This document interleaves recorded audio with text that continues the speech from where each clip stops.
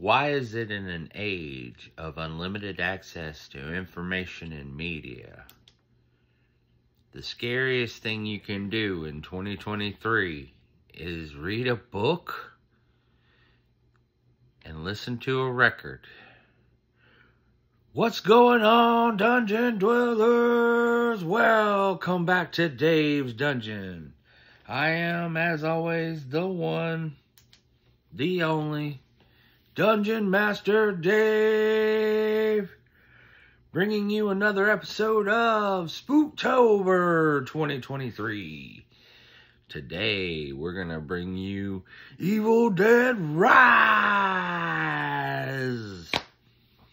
Now, I got to talk about this one because just like we did on the last one, we're getting evicted from somewhere.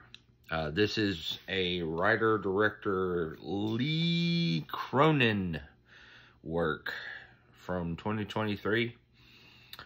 Warner Brothers and what was the other studio? There's another studio involved, but this is a WB production from what I've gathered from the internet.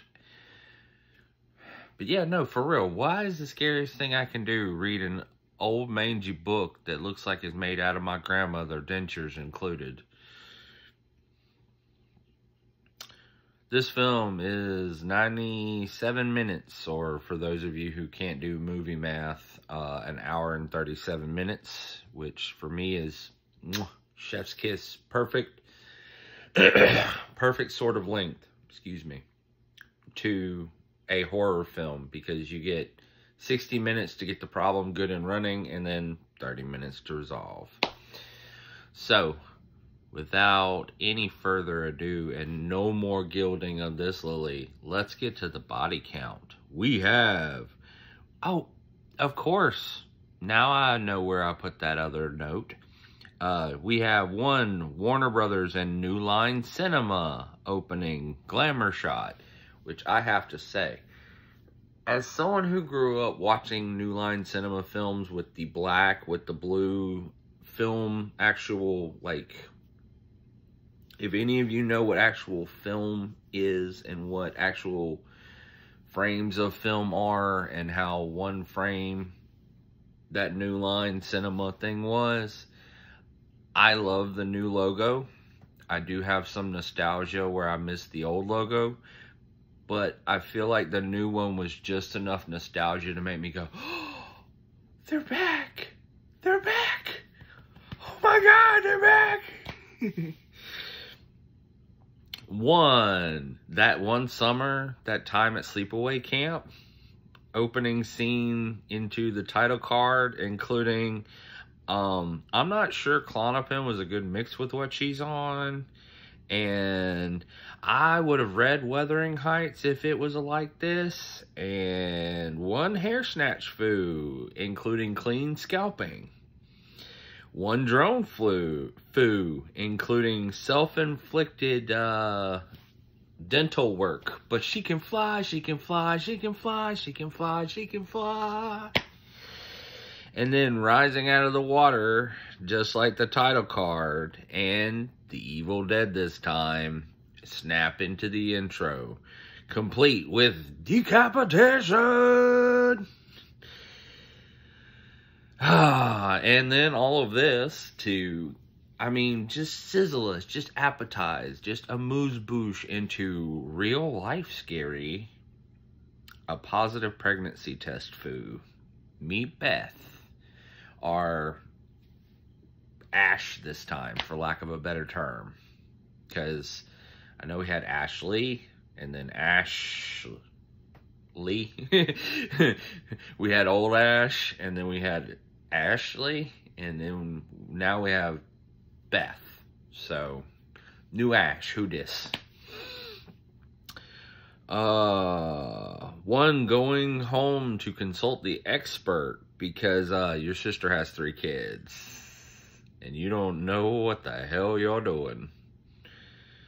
One meet Ellie, a modern mom just trying to have it all and completely getting screwed. Then we introduce her 3 kids. Meet Bridget, Danny, and Cassie. 3 perfectly normal kids going through what is ultimately a rough situation. And honestly, I gotta say this. In Evil Dead the remake, which is, I think, 2014. I might be off on the date there. Forgive me if I am. Hey Siri, when did Evil Dead the remake come out? Oh, it ain't gonna tell me. Never mind. So that one, the cast may have been a little, for lack of a better term, I'm rooting for the bad guys here because they don't really care about their friend. They're just out here because they have their own agenda. Versus Bridget, Danny, and Cassie are relatively normal, unannoying. I don't want them to actually perish here. I'm kind of rooting for them. Oh God, look at what's happening to them. Does that make sense? I feel a greater sense of camaraderie with the new cast. One, Stephanie, which I gotta say is the best joke I've ever sort of seen told with a prop.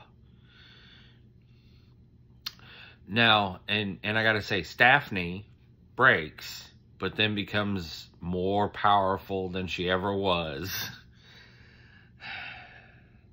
One, have you been sleeping? You look like Mom. Beats looking like a tampon, quotes. And I gotta say, this is a beautiful way to lay in that they had a shitty mom and a shitty kind of childhood, but that they have a camaraderie that is it's not unlike the ones we normally have, where, you know, that's our person to shit on. One, we're getting evicted from this former bank in a month, question mark? How did we even come to start living here? Like, who builds housing in a bank, and then that housing gets so dilapidated it becomes derelict to the point of people are being evicted? Like, I don't understand what's going on with this place. One, Beth doesn't know about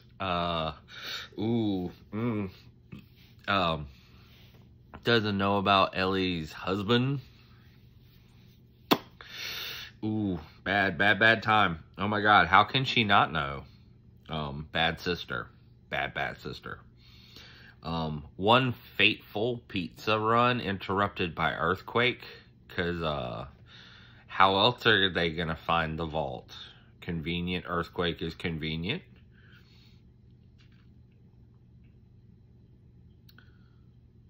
One, telling your sister why you're really here. Quote, I fucked up again and I need your help because you're the only person in my life who knows how to do anything. One, bank vault full of forgotten secrets that really should have stayed undiscovered this time. One, you put that thing back down there, or so help me, Danny.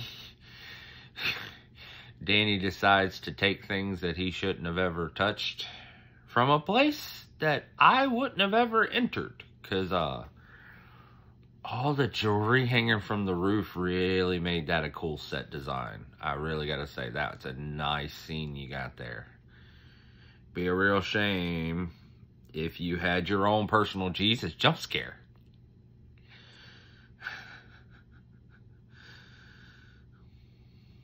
Yeah, man, it's weird because the suddenly Christ that happens, it's sort of odd. It's sort of awkward.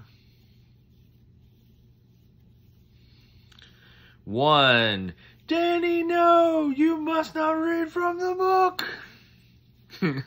If you guys don't get what I'm referencing the movie The Mummy with Brendan Fraser and I think her name is Rachel Weisz. Where she goes reading the book, and one of my favorite character actors that I can't remember the name of right now, wakes up screaming, "No! Don't read from the book!" And I swear, it has been a trope throughout most of this year's Spooktober, between some of them we haven't gotten to and some of them we've already seen, and I don't want to relitigate them. But then, like, it's starting to get to where people are going, no, you can't read that because this information is forbidden. And then you get into what is 2023's book burnings and book bannings, and I'm just, why are books scary when the internet has all the information? Help me make it make sense.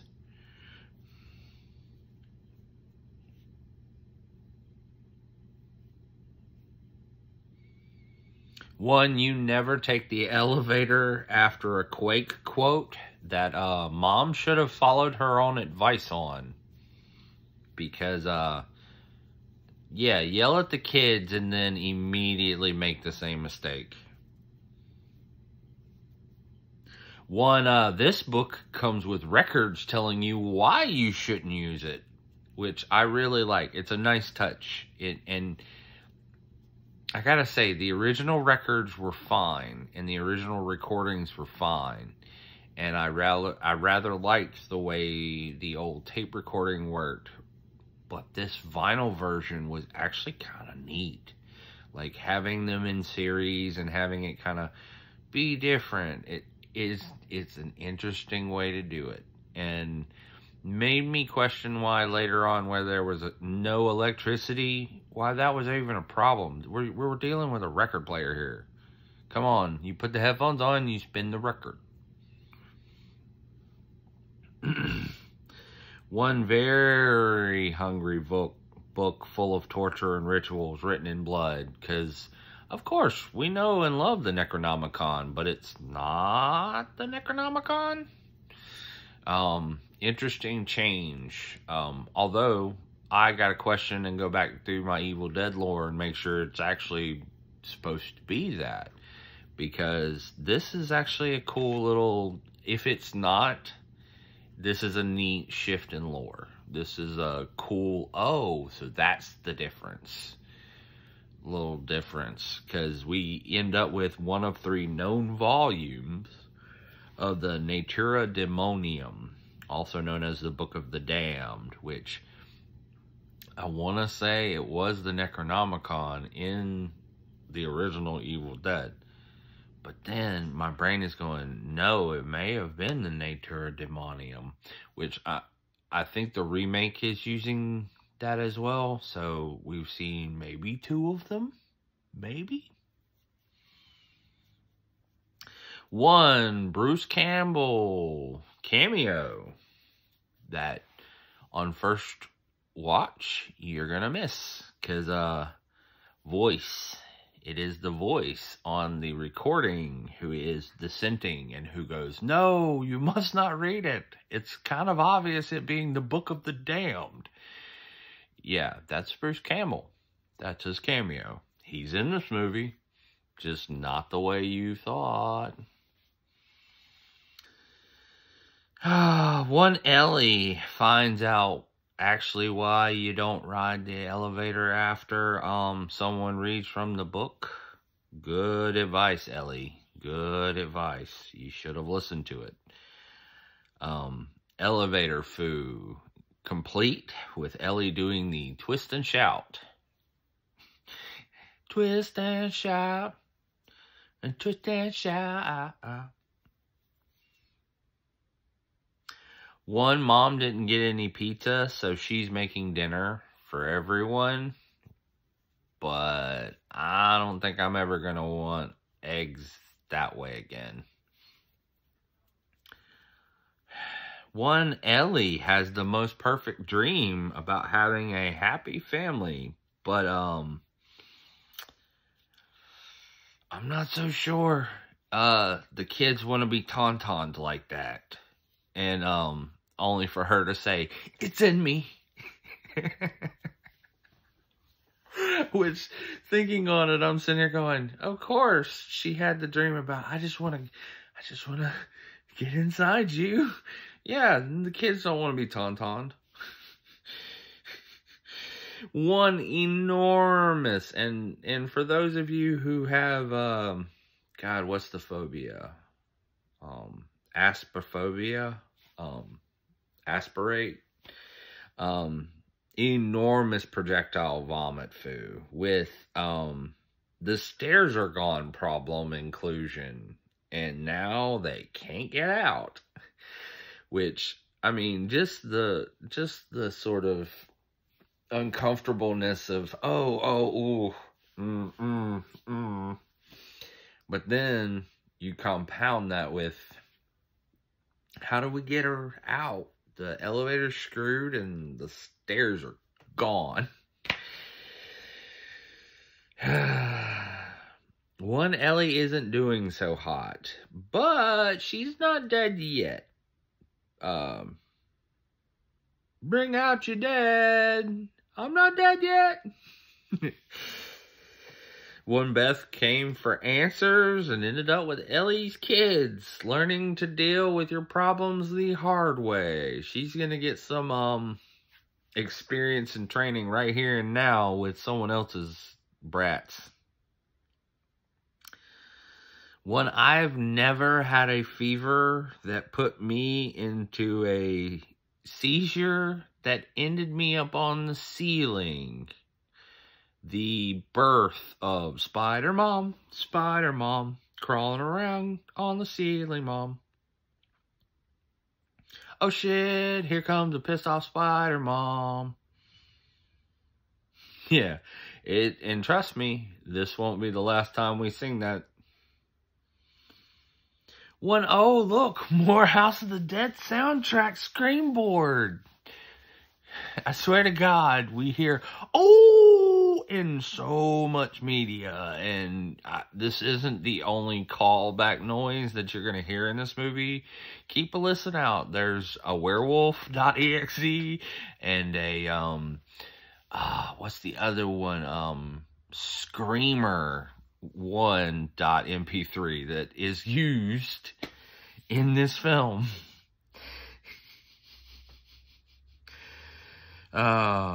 One, after that, she's fully possessed. Mommy is with the maggots now.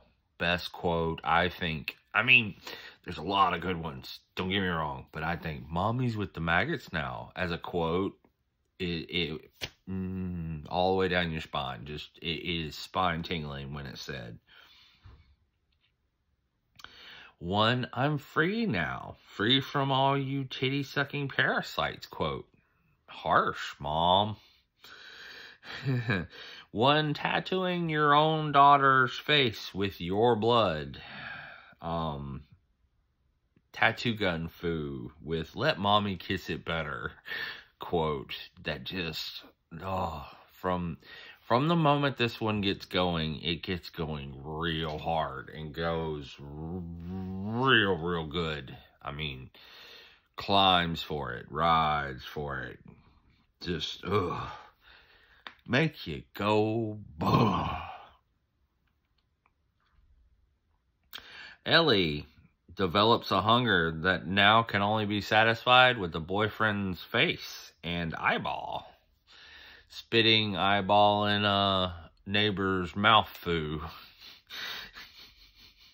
One, quick, chain the door while she kills everyone in the hallway. Watching the massacre through the peephole scene, which I gotta say, as someone who lives and has lived in an apartment for a while, this scene hit me in a place where I live.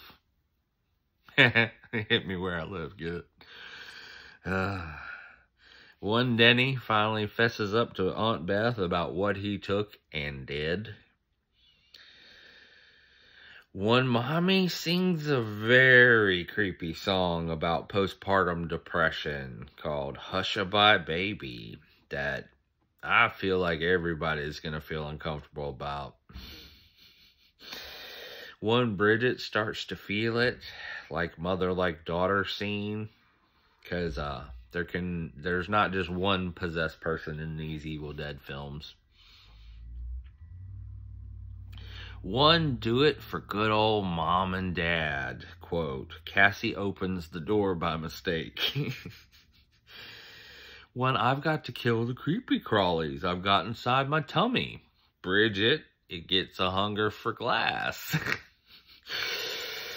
And then I look down and I see the one thing that still makes me cringe. Cheese grater Fru, fully deployed.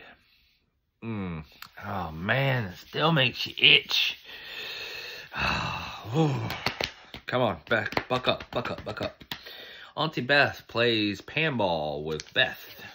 Or not Beth. Beth plays panball with Bridget. The names in this are a little too close for my comfort. One, Stephanie Foo. Bridget gets the deepest throating from Cassie. Stephanie, fully deployed. Stay away from me, sister. One, you'd be a good mom someday, Auntie Beth. You know how to lie to kids, quote, because, Cassie doesn't know. One, realizing the warnings come at the end. Listening to the last recording, Beth learns the whole truth. One, Ellie makes an alien's entrance because she can. She's a spider mom, crawling around on the ceiling, mom. Look out, here comes a spider mom. Told you we'd do it again. One, I told you to put the book back, Danny. Stab. Chunk. Which, I still feel it. Goodbye, Danny and Bridget. Yeah, because, this girl is on fire.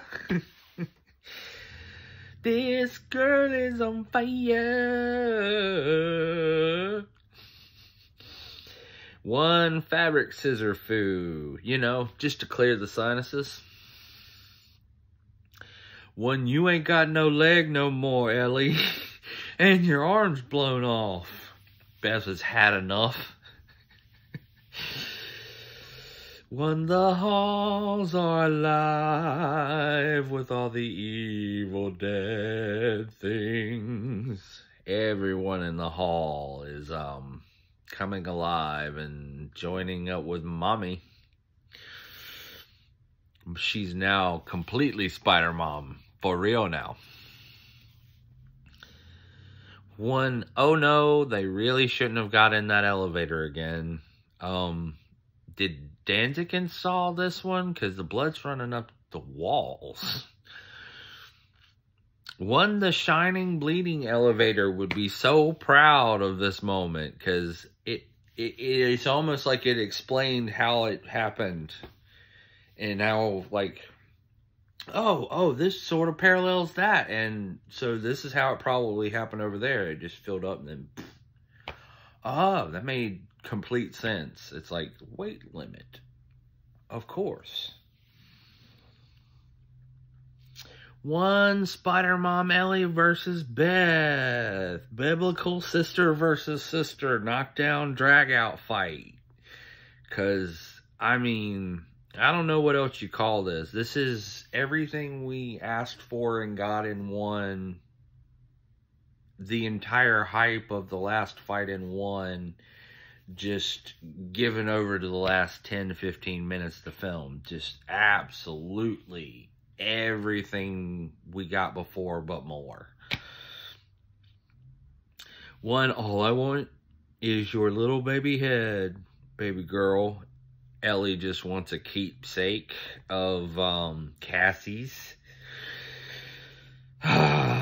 One, chainsaw Foo into wood chipper Foo.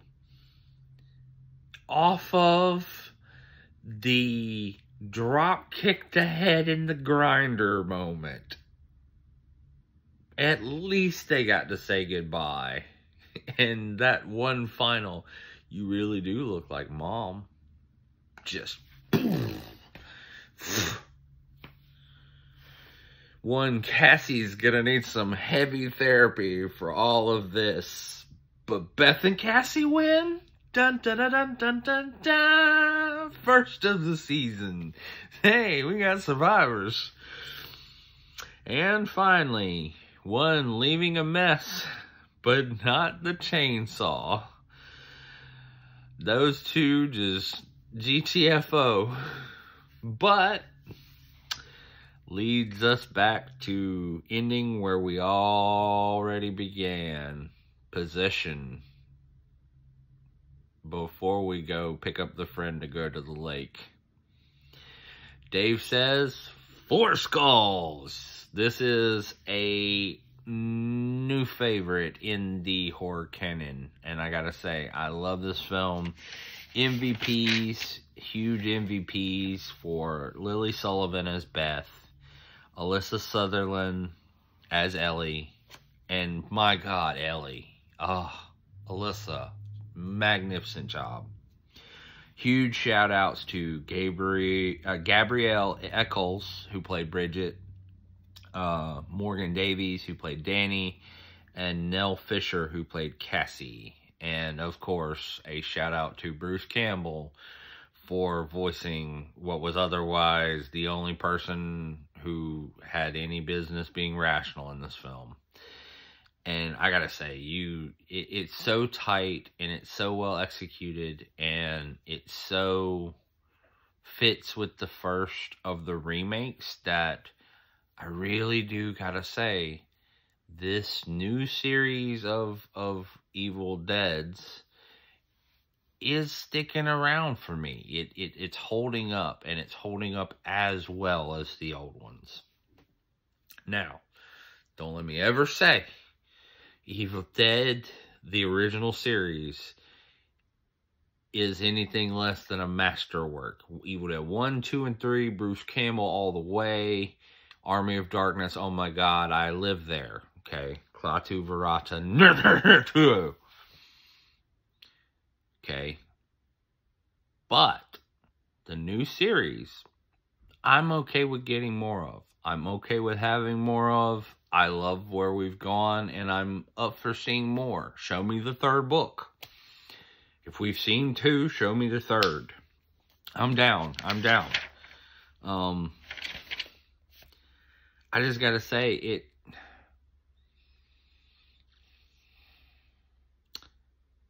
it's one of those that I didn't know I wanted another movie out of, and yet what I got was so surprising that I now want another movie. And that's where I want to leave it, is the sort of like moral of this one is live your life, because was there really a moral from the first one? And I feel like the first one did it so well with the sort of Ash fight and her getting into this sort of tug of war at the end between this evil and the chainsawing and everything else. I thought the Evil Dead remake was super strong. I thought it was super well done. I think it had all sorts of potential to be like a sequel. Like, you could have done like Evil Dead and Evil Dead. But I think they were smart, and they were like, nope, not gonna fall for that again. We're not getting stuck behind one character. We're gonna get stuck behind the books and how this myth evolves and how somebody stumbles on it. And it's just like, from our first episode, a puzzle box. It's just like another problem. You stumble into it, you don't know what you're messing with, and you push the wrong button. And that leads to all sorts of trouble. Is that becoming a more common story? Sure. Do I love what we're doing with it here? Absolutely. Do I want more of it? Yes. Yes. Yes. More, please. But I think that's going to do it for this review, Dungeon Dwellers. I hope you've enjoyed it. Make sure you leave a like. Make sure you subscribe. Turns out I'm doing a Bruce Campbell Saturday, because the next thing on the list is Maniac Cop 1 and 2, which I gotta say is another Bruce Campbell movie. I didn't realize I was doing a twofer today. So if you're watching along with us, make sure you subscribe so you know when that video drops. And make sure you hit the bell so you get the notifications to know when it actually does. Because you know me, I'm unreliable when it comes to being on time and actually doing what I said I'm going to do. But that's going to do it for these journeys into the dark and the spookiness of the dungeons with me this evening. But before I leave you, one final thing. Maybe, just maybe, you find a book that has to be opened by bleeding on it. You don't read anything from that book out loud. And maybe, just maybe, you find a book wrapped in barbed wire. You just throw that thing away and you just don't even open it. But until next time, stay tuned.